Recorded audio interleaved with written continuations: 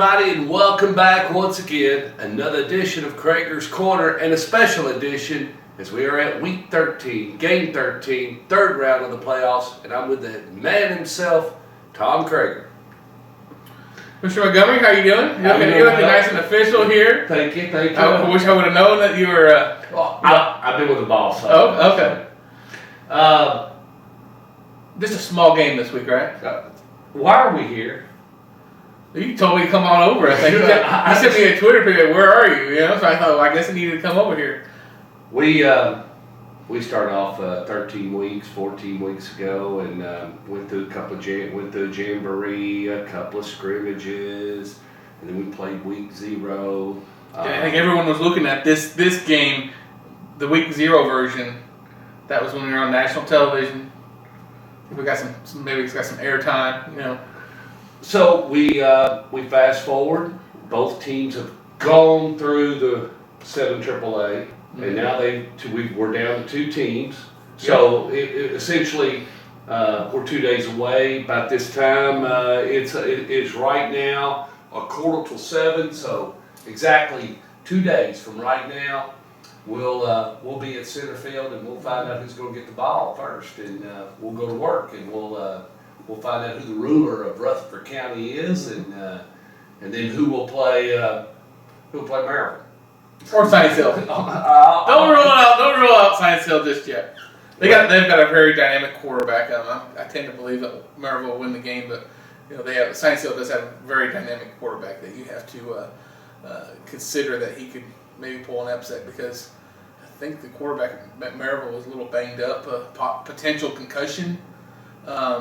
So I think Coach Quarles said he thought he would be back for this week, but I think there's a significant drop off from 1 and 2. So if they have to go to number 2, I think that greatly affects the Maryville offense. So we'll have to wait and see how that goes. Blackman played Riverdale Friday night. Laverne played Oakland, and those 2 games ended up. And where are we now as we move into this game? And then the first round games of Blackman and Cane Ridge, and then Oakland and Mount Juliet. So where are we?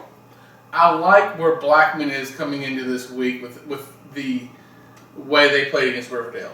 Okay. They scored 5 out of 6 times in the first half. They came out like a machine. Yeah. Their video looked good.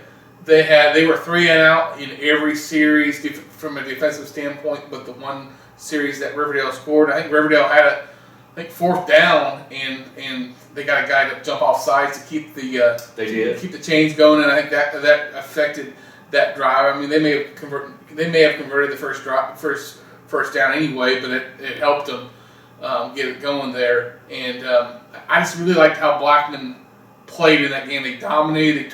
They were very serious, a very business-like approach. It was a Blackman Riverdale football game. It was they really impressed me, because I thought it would be a little bit closer than that.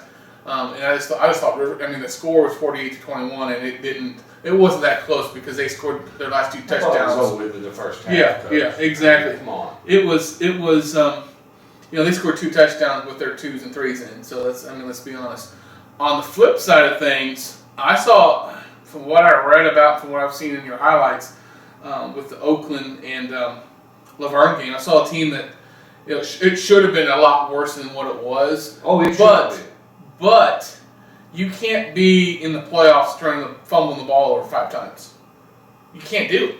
And if they do it this week, they will get beat, and they will get beat badly. Yeah, if you give the ball back to Blackman. Yeah. Mm-hmm. And it's something, I don't think they've had that kind of turnover issue like that all season. They've never. I've never seen a team turn the ball over that many times and then end up winning. Yeah, exactly.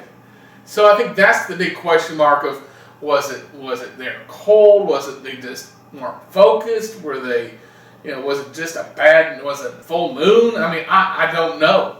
Was it Laverne? Because Laverne had been playing well. I got to give them some credit there too. It could be a lot of issues, but the bottom line is a big question mark of, what are we going to see Friday night from Oakland? Because sometimes, let's be honest, sometimes fumble is contagious.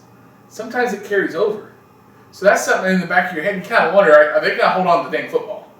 if they hold on to the dang football, I think it's okay. Okay, they're in a lot better shape. But I think that's what I took out of that game. Well, so let's break it down. Very powerful offense on one side of the ball. Very powerful defense.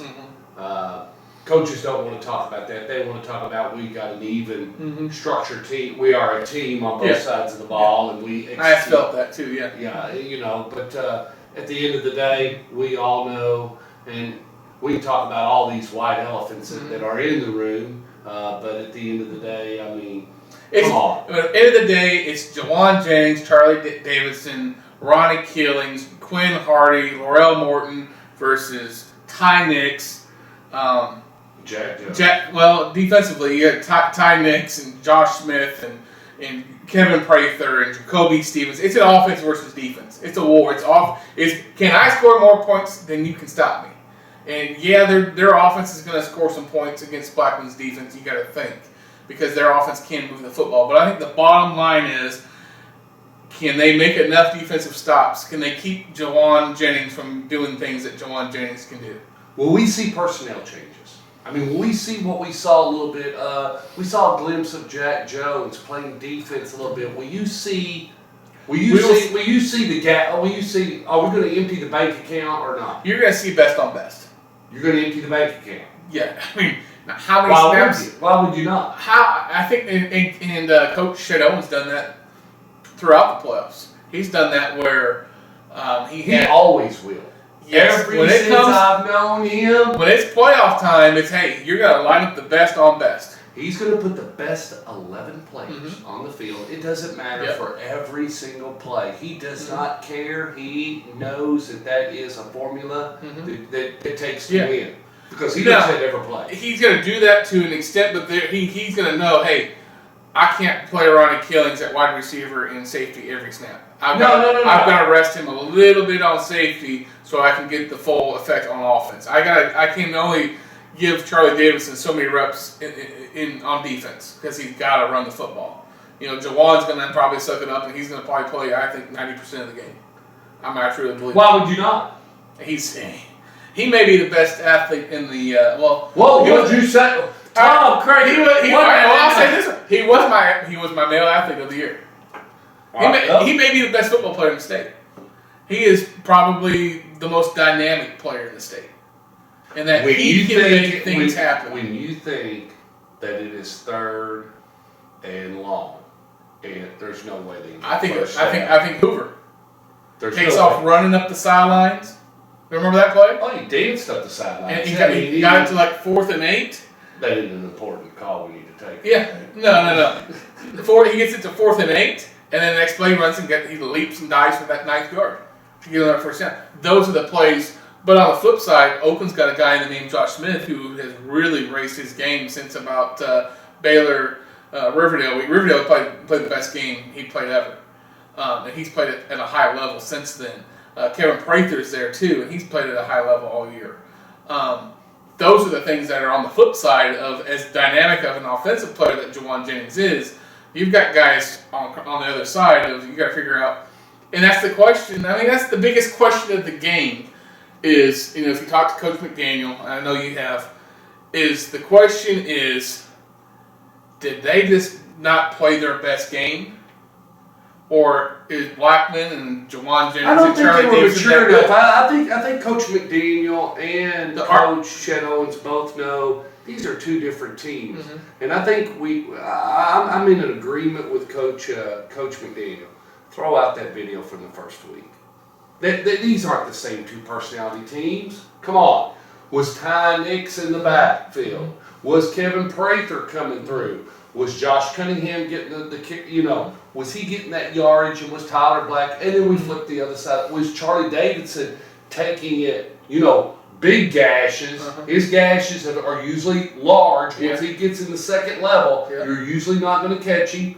And then the Killings factor, and then the Jennings factor, and as we go through this model, come on, these two teams are not the same two teams. I mean, they are, they aren't. I get that thing, but the argument is we played our worst game. That's what Tom McDaniel told me. We played our worst game defensively against them, and we still. I think he would say. I mean, that's what he told me. I think he would go on to say it's probably been since he's been head coach at Oakland. But the question is this, and this is and Coach Have to be in McDaniel the top told 30. Have to be in the top 30. But and Coach and it'll have to be this. And here's the question, and even Coach McDaniel mentioned this: is it their worst game because we weren't ready for it, we weren't prepared, or was Jawan and Davidson and all the other guys were they that much better? And that at Friday at 7 o'clock, that's what we're going to have answered. Are they ready to play? I mean, you can't say, I don't think anyone can say, well, we just weren't ready to play. I call that's BS. Because you're playing on national television, you've been waiting all season, you've known about this game all season, you've been looking forward to this. This is your chance to shine. I don't buy it. You can't say lose their way. They lose their way. You can't say you weren't ready. You can say, well, the Heat, maybe the Heat forced some, they lost some focus. Maybe you can say that, but you can't say they weren't ready because they weren't. They weren't ready. I think they just lost their way. They got, I don't know if the Heat or something. The Heat got to them. Yeah, looked like a triage. It looked like a mash unit. I mean, it looked busted up on it. But we're going to have the exact opposite. I mean, it won't be as bad as it was last week in the way it's been a couple of days, but it's going to be cold. So 40 and 50, Mr. Kreager, is a lot different from 22. It was 22 degrees. I don't know where your pen and paper was Friday night, but I was. It was cold in the press box. They had the door open up top at the Inferno. Well, they didn't have it open. Hey, I wouldn't catch any of the heat from the bottom of the press box. I had to bring my own in Oakland, so So we get down to it. Special teams, not the greatest in the world on either side of the ball. And I'm not beating up those guys, but here as of lately, Blackman did have a fake punt, and Blackman's got a fake punt, and they can do some things on some and I think both teams can.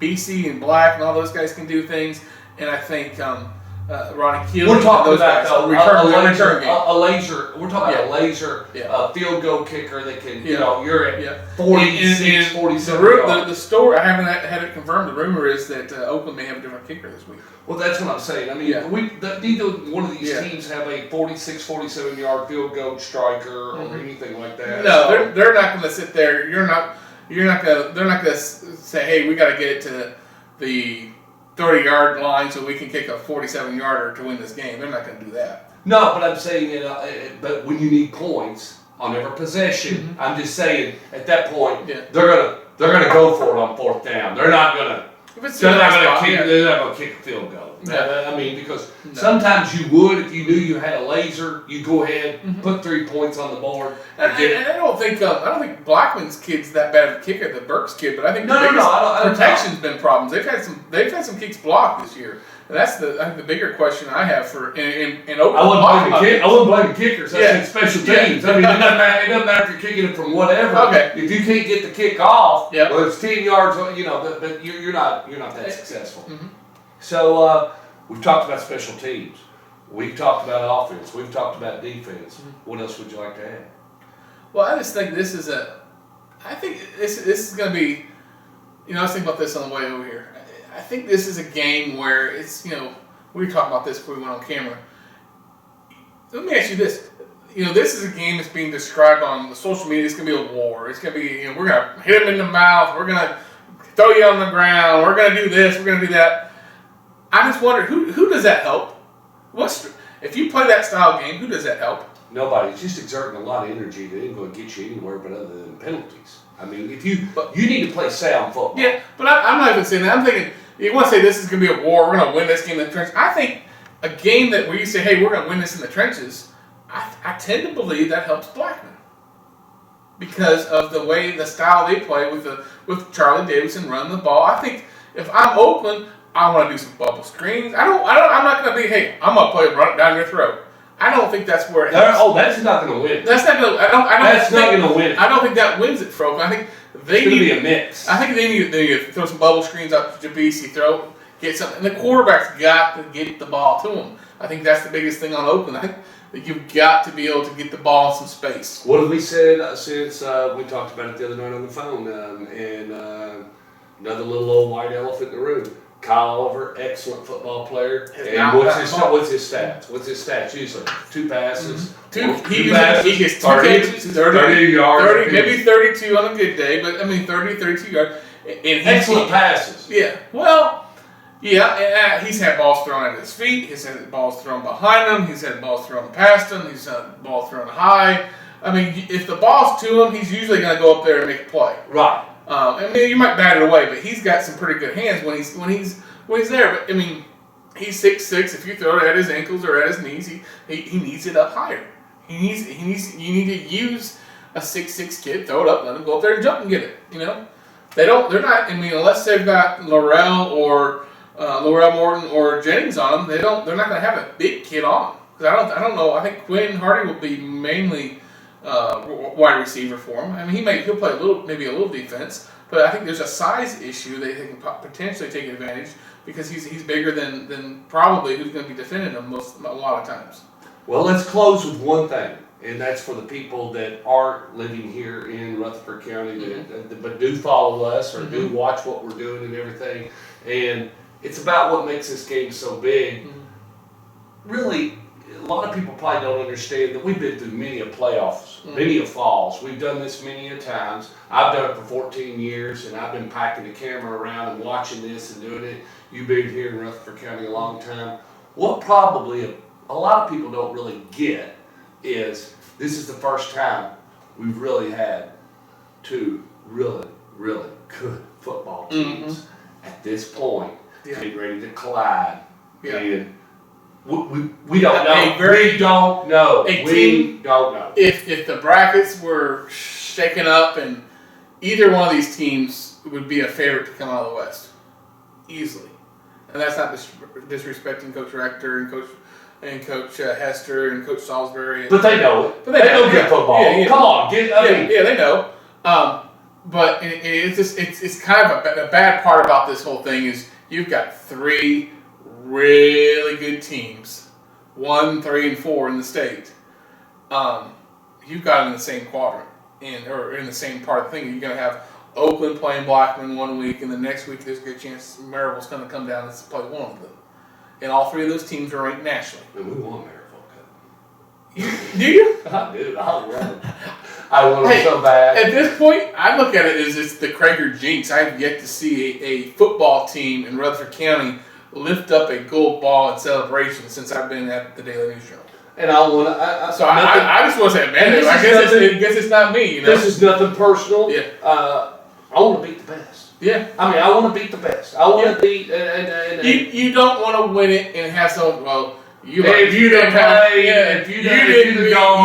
beat Coach Quarles or you didn't beat. No. Yeah. All right. That's why deep down I'm glad that Maryville played up in 6A. I thought Coach McDaniel has best said it, and I truly think this, and I'm going to close with this, and I have nothing more to say than it is. It is in the players' hands. It is more so in these kids' hands as 15 and 16 and 17 and 18-year-old individuals. It is, I think, a game that for 48 minutes, it will be just so much fun being out there and being a part of the atmosphere and the band and them coming out and knowing that, we're not going to be in the pouring down rain. It's a 30% chance, and I'm not even looking at that as even a factor. But I'm just saying, nobody's going to have to say, it was because of... It's 120 degrees out, or it was a mud ball, or toss all that out.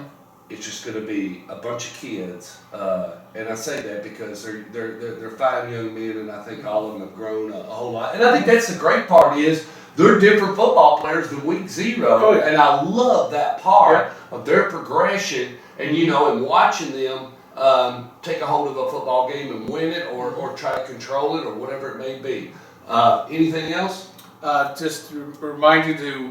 1, you can follow us on Twitter. Of course, for the game, I'll be at Kreager. You'll probably be retweeting. I will not. I'm focused on field. If you want score updates, go with that. Go at Kreager. If you live in Middle Tennessee area, that game will be televised on the My TV 30 station on UPN. So you can check in, and that game will be on TV if you can't make it.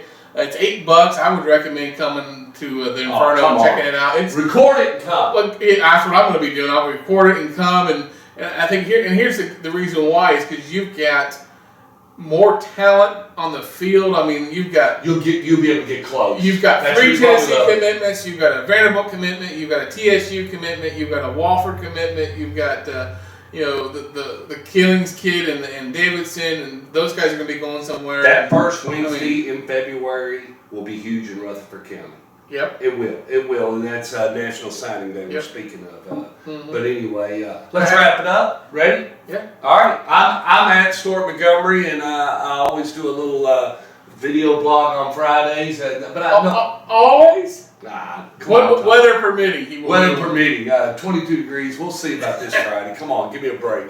We do know that if everything goes right, that the last Behind the Lens is scheduled to go off on Thanksgiving Day. We plan on that happening, and hopefully that will work. But other than that, see us at the game. Give us a shout. God bless and take care, and we'll see you out there.